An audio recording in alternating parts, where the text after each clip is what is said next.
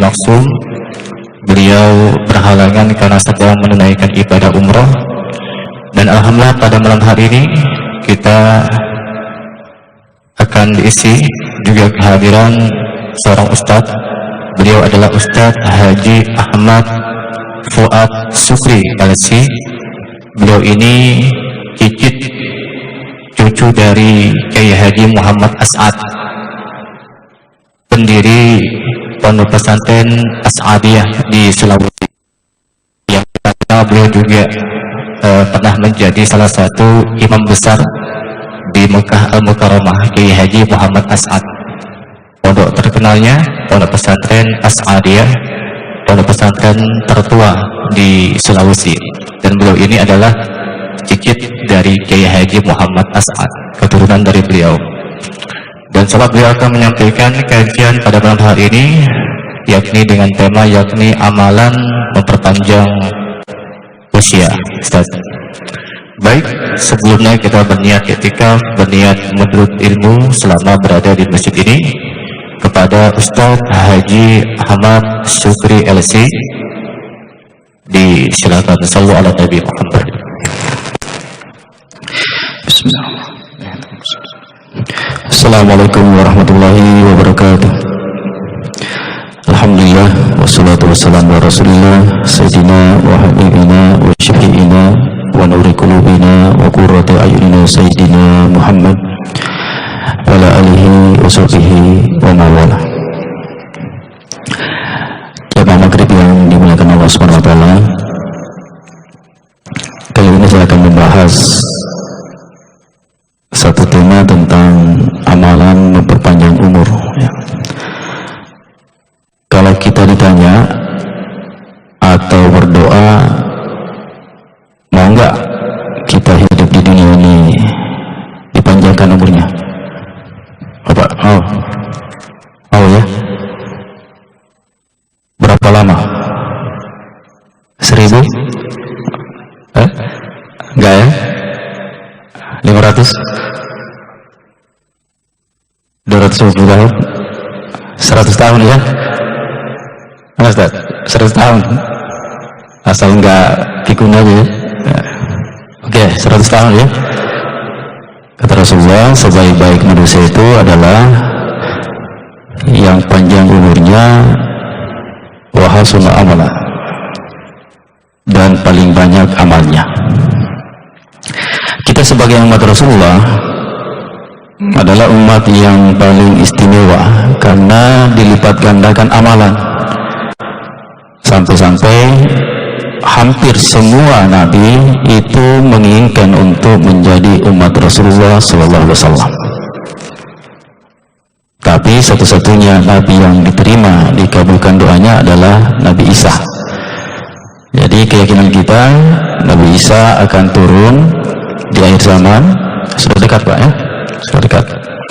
Kalau 1500 tahun dikurang 1441, sudah dekat lah, 50 tahun. Jadi tugas Nabi Isa adalah membunuh Dajjal, menghancurkan salib, membunuh babi, dan menghilangkan pajak. Ya. Nah, barusan ya saya kajian di luar ekonomi Islam.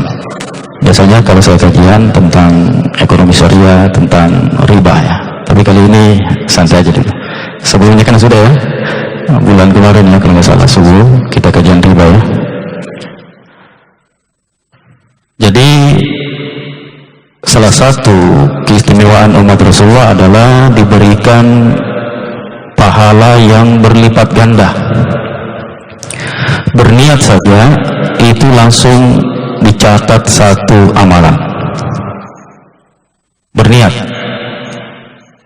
melakukan itu dilipat gandakan 10 kali lipat sampai 700 kali lipat, bahkan tak terbatas.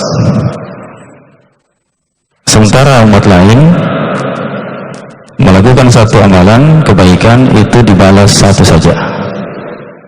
Ya, beda dengan kita umatnya Rasulullah, betul-betul berlipat-lipat ganda. di akhirat nanti manakala amalan-amalan ditimbang, banyak orang heran, ya Allah, saya ingat hidup di dunia ini cuma 70 tahun, kok catatannya sampai ribuan tahun gitu, bahkan jutaan tahun.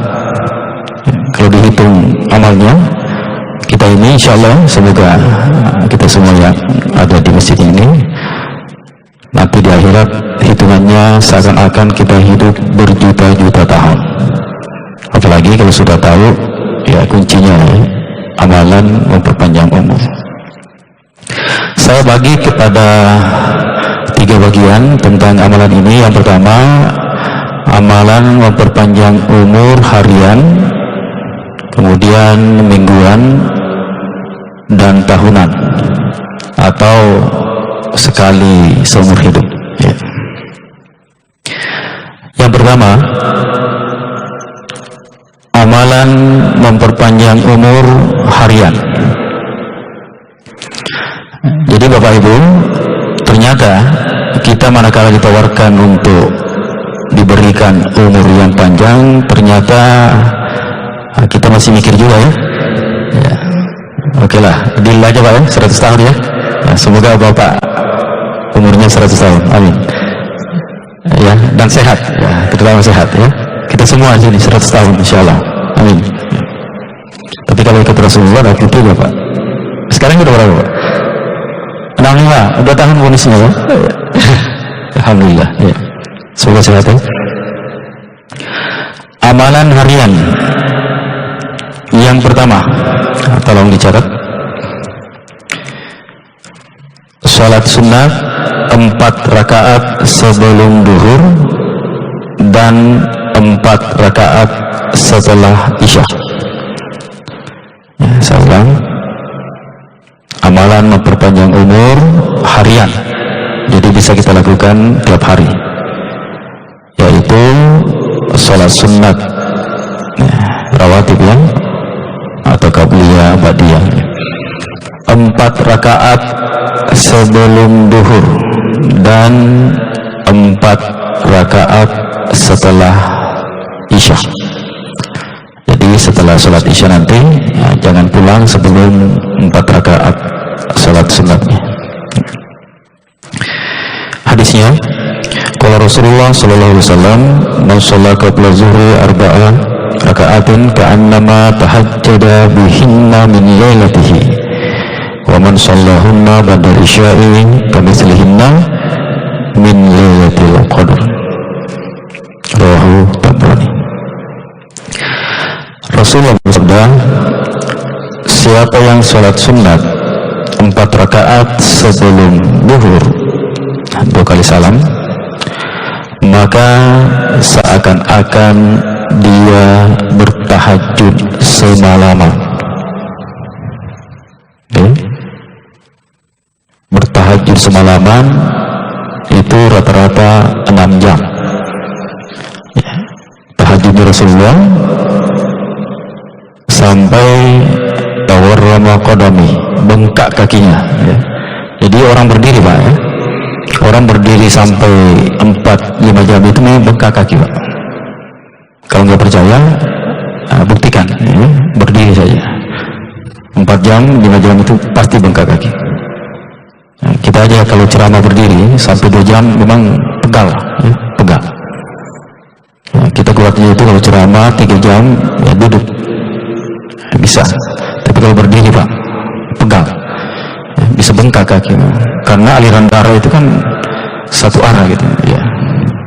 Jadi menurut kedokteran ya, betul Rasulullah bertahajud sampai bengkak kakinya saking lamanya gitu. Anggaplah rata-rata mulai tahajud jam-jam 10 sampai 11. Jadi dulu nggak ada istilah begadang Pak ya. Jadi dulu habis isya langsung tidur ya. Ya samalah ya, orang tua kita sebelum ada listrik, sebelum ada TV, apalagi sekarang ada internet, jadi banyak orang begadang. Begadang ini memang sebenarnya merusak metabolisme tubuh ya. Jadi sunnahnya itu setelah isya tidur bangun jam-jam 10-11 tahajud sampai sebelum subuh. Harusnya ya, harusnya. Jadi siapa yang sholat sunat 4 rakaat sebelum duhur, itu seakan-akan bertahajud semalaman. Tapi jangan setelah sholat sunat sebelum duhur, malamnya nggak mau tahajud, kan sudah tadi ya. Jadi tetap ya, tetap kita sholat sunat 4 rakaat sebelum duhur dan tahajud tetap bangun. Kemudian waman shallahunna badal isya'i kamitslihinna min lailatul qadr, dan barang siapa yang sholat sunat 4 rakaat setelah isya, maka seakan-akan dia sholat pada malam Lailatul Qadar. Ya, Lailatul Qadar 1000 bulan, 83 tahun 4 bulan. Coba kita sabar aja ya, setelah isya sholat sunat 4 rakaat, itu seakan-akan kita beribadah malam itu 83 tahun. Jadi wajar ya kalau umat Rasulullah di hari kemudian nanti ditimbang amalnya seakan-akan hidup beribu-ribu tahun. Ya, mulai malam ini Pak ya, kita mulai amalkan sholat sunat setelah isya itu 4 rakaat. Sholat sunat sebelum maghrib, sebelum isya itu boleh ya, bukan larangan ya. Bainal azanain rakaatain, itu dalilnya ya. Bainal azanain rakaatain, antara azan dengan iqamah itu boleh sholat sunat 2 rakaat. Itulah dalil sholat sunat sebelum maghrib dan sholat sunat sebelum isya. Nah, cuma sholat sunat sebelum maghrib itu memang Rasulullah lakukan agak cepat ya, seakan-akan ya, cuma baca Al-Fatihah saja ya. Tapi Rasulullah lakukan ya, boleh ya, boleh sholat sunat sebelum maghrib. Itu yang pertama, sholat sunat 4 rakaat sebelum duhur dan 4 rakaat setelah isya. Soalnya hadisnya memang satu ya, jadi 2 amalan ini hadisnya satu. Amalan yang kedua harian ya, tolong dijaga juga amalan ini. 6 rakaat setelah maghrib ya, kadang orang namai sholat ini awabin ya, terserah ya. Yang jelas 6 rakaat setelah maghrib. Qala Rasulullah sallallahu alaihi wasallam, man shalla badal maghribi 6 rakaatin lam yatakallama fima bainahunna bisu'in udilna bi ibadati 12 sanah. Rawahu Ibnu Majah, Ibnu Khuzaimah wa Tirmizi an Abi Hurairah. Ya, tolong dicatat ya, dan diamalkan. Rasulullah bersabda, siapa yang sholat sunat 6 rakaat setelah maghrib ya, tetap 3 kali salam ya, kemudian dicatat tidak berbicara setelahnya, tidak bergosip ya. Setelah sholat sunat 6 rakaat dilanjut dengan zikir menunggu azan isya, dilanjut zikir atau mengaji ya, karena mengaji memang masuk zikir ya. Maka pahalanya bagaikan beribadah 12 tahun. Subhanallah ya. Siapa yang sholat sunat 6 rakaat setelah maghrib kemudian tidak berbicara sia-sia menunggu azan isya, maka seakan-akan dia beribadah 12 sana, 12 tahun. Jadi kita hitung Pak ya, tadi yang satunya 83 tahun ya, 4 bulan Lailatul Qadar. Kemudian ditambah 12 tahun. Berapa tahun Pak? Coba amalan hariannya ini. Kalau kita lakukan ya. Berapa ya? 83 tambah 12 berapa? 95 ya?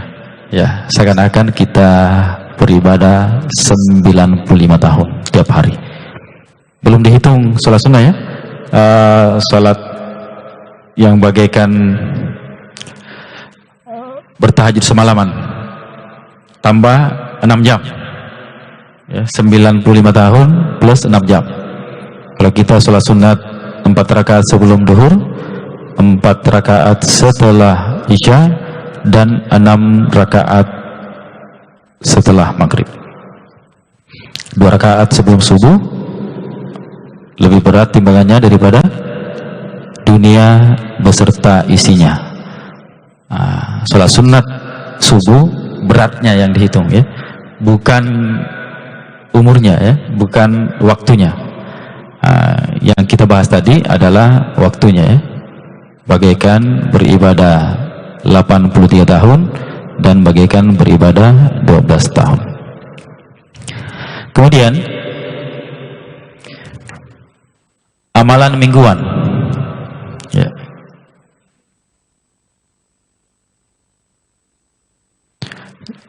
Yaitu amalan pada hari Jumat. Kalau ini gampang Pak ya, karena bukan sholat ya. Jadi ada amalan bukan sholat tapi pahalanya bertahun-tahun, yaitu mandi Jumat ya, mandi sunat, mandi Jumat, kemudian berlekas-lekas ke masjid untuk sholat Jumat ya, bukan sholat ya, tapi mandi, kemudian cepat-cepat ke masjid untuk sholat Jumat. Kalau Rasulullah sallallahu alaihi wasallam mandi kita salat yaumul jumu'ah kufirat anhu dzunubuhu wa khatayahu fa iza ahza fil masyi kutiba lahu bi kulli khatwatin 20 hasanah kana lahu bi kulli khatwatin amalu 20 sanah fa iza sarafa min as-salati ujiza bi amali 100 sanah. Rawahu Tabrani an Atiq bin Abi Bakar As-Siddiq. Artinya, tolong diperhatikan ya, tiap hari Jumat ya, siapa yang mandi Jumat di pagi hari, maka akan digugurkan, dihapuskan dosa-dosanya ya. Jadi Bapak, pengguguran dosa itu khusus dosa-dosa kecil ya. Manakala ada dalil, ada hadis tentang pengguguran dosa, berarti dosa kecil ya, bukan dosa besar ya. Kalau dosa besar harus tobat pokoknya, tobatan nasuha, dan yang berhubungan dengan manusia harus dikembalikan ya. Tapi pengguguran dosa di sini yang dimaksud adalah dosa-dosa kecil ya. Baru mandinya saja ya. Kemudian berjalan kaki ke masjid. Nah, di sini dikatakan berjalan kaki, ya, bukan berkendaraan ya, fil masyi. Maka akan ditulis setiap langkahnya itu 20 kebaikan. Di matan hadis yang lain, setiap langkahnya akan ditulis pahala 20 tahun. Masya Allah ya, 20 tahun. Dan jika selesai melaksanakan ibadah sholat Jumat dengan sempurna, maka akan ditulis bagaikan beribadah 200 tahun. Subhanallah. Nah, jadi saya ulang ya, siapa yang mandi sunat kemudian berlekas-lekas ke masjid, untuk setiap langkahnya ditulis 20 kebaikan atau 20 tahun. langkahnya ya. Ditulis kebaikan, 20 kebaikan, bahkan 20 tahun Pak, setiap langkah ya. Makanya memperbanyak langkah ke masjid itu dianjurkan ya. Terus bagaimana Ustaz? Rumah saya tetangga dengan masjid. Gimana ya? Ya mutar-mutar dulu ya, mutar-mutar dulu ya. Sampai 300 langkah ya. Saya terlalu jauh Ustaz, rumah saya. Harus pakai kendaraan. Untuk putaran roda bannya itulah dihitung 1 langkah ya. Ya, bahkan kalau kuda, khusus kuda-kuda yang dipakai di jalan Allah itu kotorannya itu ditimbang. Nah, berarti kalau kendaraan ya bensin ya. Ya begitulah, bensinnya yang dihitung juga ya. Jika selesai melaksanakan sholat Jumat dengan sempurna, itu dihitung lagi Pak, tambahan lagi. Selain 20 tahun ini, dihitung bagaikan beribadah 200 tahun. Subhanallah. Berarti kita ini umat Rasulullah, tiap Jumat itu, tiap minggu itu, seakan-akan kita berumur 200 tahun. Jadi wajar Pak ya, kalau umur kita nanti ditimbang itu bagaikan beribu-ribu tahun. Hadis yang kedua, mandi kita salah yaumul jumu'ah waqta salah wa bakar waqta kara wa masya wa lam yarkab wa dana minal imam fastami'a wa lam yalq kana lahu bi kulli khatwatin amalu sana ajru siyamiha wa qiyamiha. Rawahu Ahmad, Abu Dawud wa Tirmizi.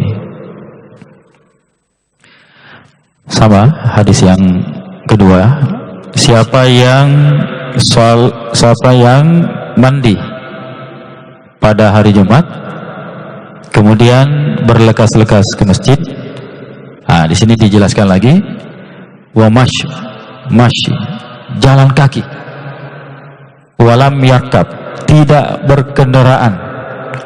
Jadi Bapak Ibu, bagian dekat rumahnya anggaplah 300 meter ya, itu usahakan jangan naik kendaraan.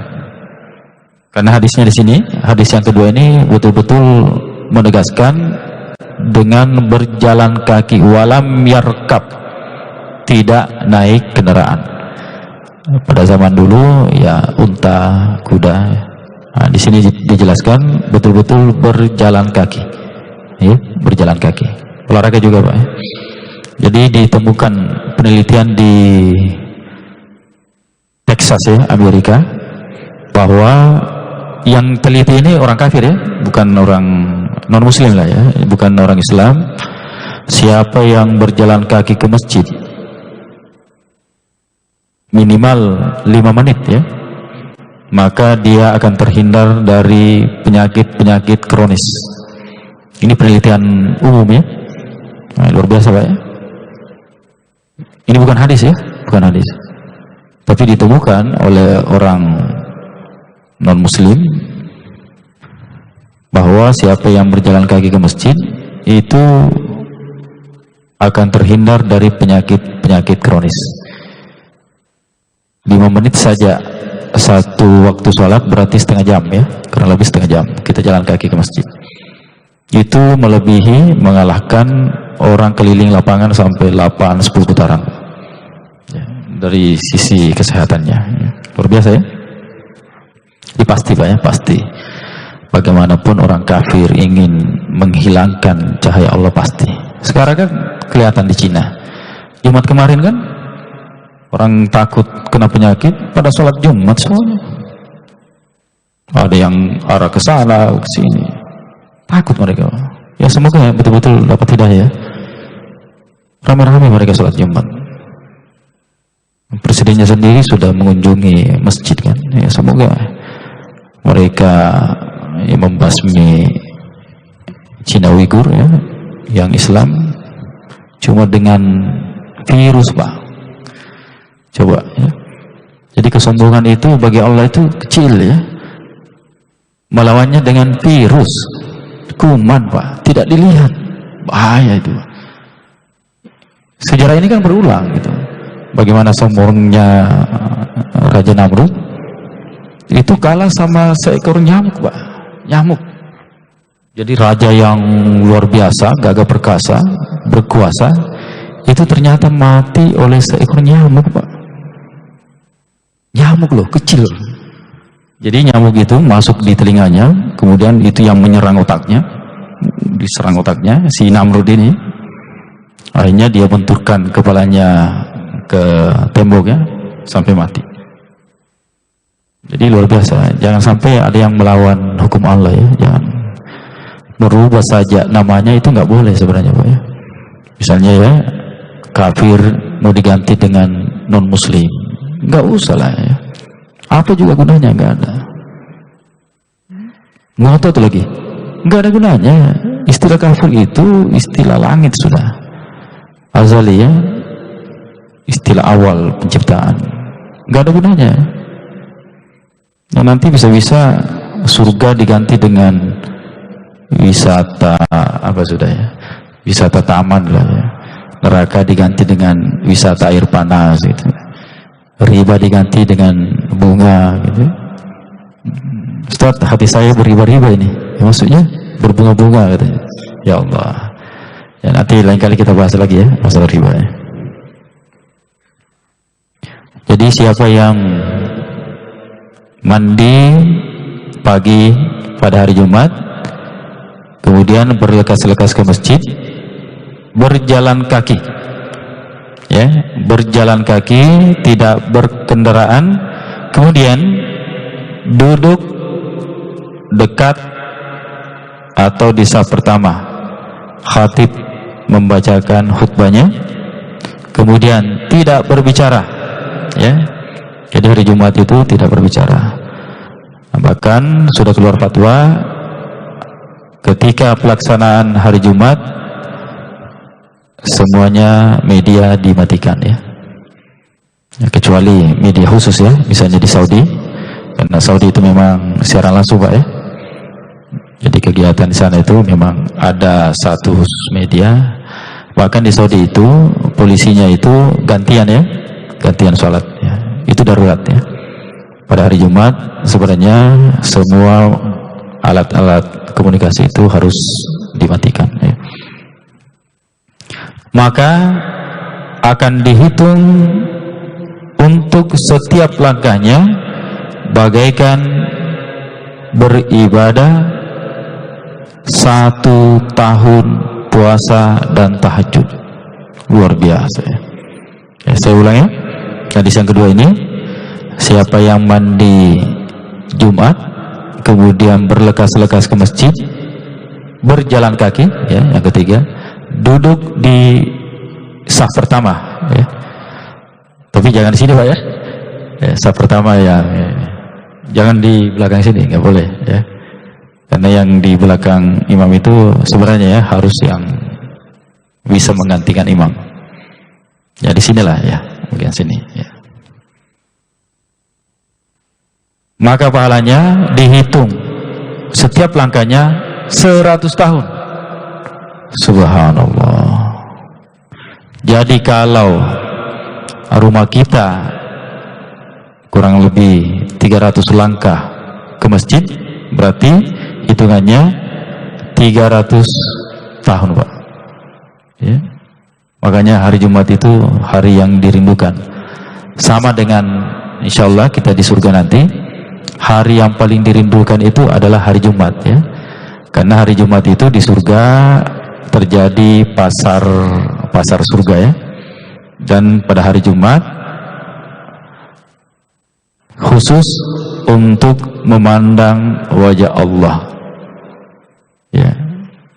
Jadi bagaimanapun nikmatnya surga itu nggak ada apa-apanya dibanding memandang wajah Allah. Itu tiap Jumat Pak. Untuk perempuan ketika bercadar di dunia, kelebihannya mereka dikumpulkan di suatu tempat dan Allah sendiri yang datang ya. Jadi khusus wanita bercadar, salah satu fadilahnya mereka tidak antri di pasar surga itu untuk memandang wajah Allah, akan tetapi dikumpulkan di satu tempat, kemudian Allah langsung memperlihatkan wajahnya kepada wanita-wanita yang bercadar di dunia ya. Karena bidadari itu semua bercadar, Pak. Ya. Coba Pak ya, anggaplah ini aja. Coba istri Bapak, coba pakai cadar gini aja, tutup aja dulu. Biar pakai kaos tangan, pasti auranya itu, aura bidadarinya itu langsung muncul, Pak. Silakan buktikan. Saya juga, apa sih? Oh ternyata luar biasa. Ya. Kadang saya candain, saya lebih senang lihat kamu pakai cadar dibanding buka cadar. Auranya langsung, aura bidadarinya muncul, Pak. Ya. Wanita bercadar itu luar biasa ya. Ya. Karena memang perintah Allah ya, perintah Allah. Apapun hukumnya, ulama ikhtilaf tentang itu, yang jelas itu adalah kebaikan. Ya. Jadi salah satu keutamaan wanita bercadar di hari penghuni surga memandang wajah Allah, khusus wanita bercadar di dunia, Allah sendiri yang mendatangi mereka.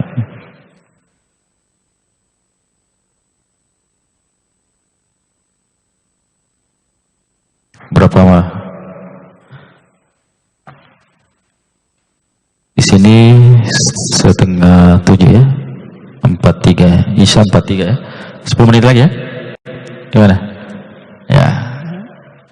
Jadi amalan mingguan yaitu mandi sunat, kemudian berlekas-lekas ke masjid, kemudian berjalan kaki. Hadis pertama, dihitung setiap langkahnya 20 kebaikan atau 20 tahun, kemudian setelah melaksanakan sholat Jumat dihitung bagaikan beribadah 200 tahun. Ya.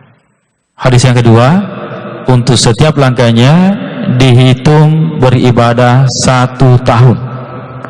Jadi kalau jarak rumah kita anggaplah 300 meter, berarti tiap Jumat pahala kita seakan-akan 500 tahun. Ya. 300 tahun tambah 200. Belum lagi yang 20 tahun. Pokoknya itu aja lah yang kita pegang.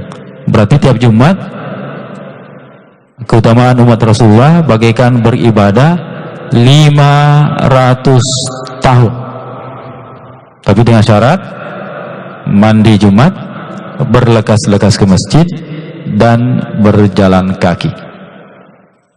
Ya. Kemudian amalan tahunan. Amalan tahunan atau sebisanya ya, kalau mampunya sekali seumur hidup ya sudah ya. Tapi saya tetap hitung di sini amalan tahunan. Amalan yang pertama,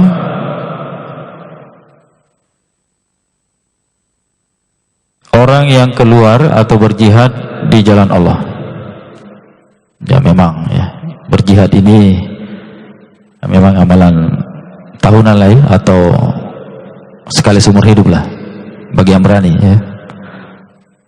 Harus berani Pak ya. Ayo Pak, berani nggak jihad? Ya. Hadisnya, yaumun fi sabilillah khairun min alfi yaumin fima siwahu. Rawahu Nasa'i an Utsman bin Affan. Satu hari di jalan Allah itu lebih baik dari 1000 hari selain di jalan Allah. Ya. Jadi satu hari berjihad, harja fi sabilillah, ya terserah orang istilahkan. Sekarang istilahnya berani hijrah ya, orang yang berhijrah, orang yang khurud ya, istilah saudara kita apa di tabligh kita ya, khurud haraja ya, masuk di sini Pak. Orang yang menuntut ilmu, apalagi Pak, pokoknya Orang yang berjihad, orang yang hurud, orang yang menuntut ilmu, orang yang hijrah masuk di sini Pak ya. Jadi orang yang berjihad, berhijrah itu satu harinya itu dihitung 1000 hari. Berarti kalau 1000 hari berapa tahun Pak? 3 tahun ya? Oke lah 3 tahun. Satu hari bagaikan 3 tahun beribadah. Kemudian mauqifu sa'atin fi sabilillah khairun min qiyami lailatul qadri indal hajaril aswad. Ya, tolong diperhatikan ini ya. Ini lebih besar lagi pahalanya ini.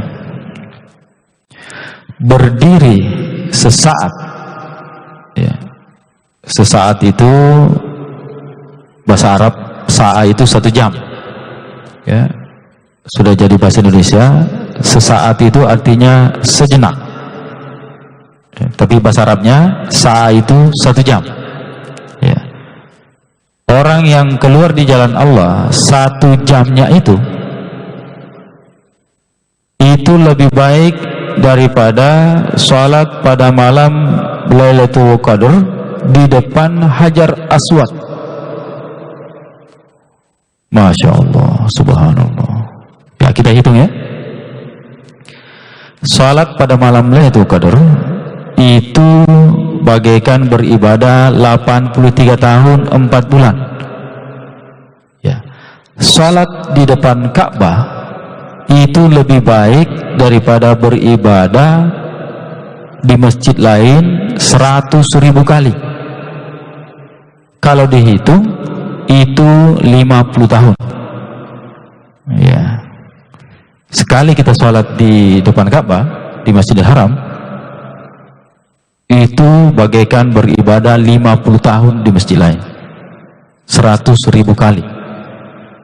Kalau Masjid Nabawi 1000 kali. Kalau Masjidil Aqsa 500 kali.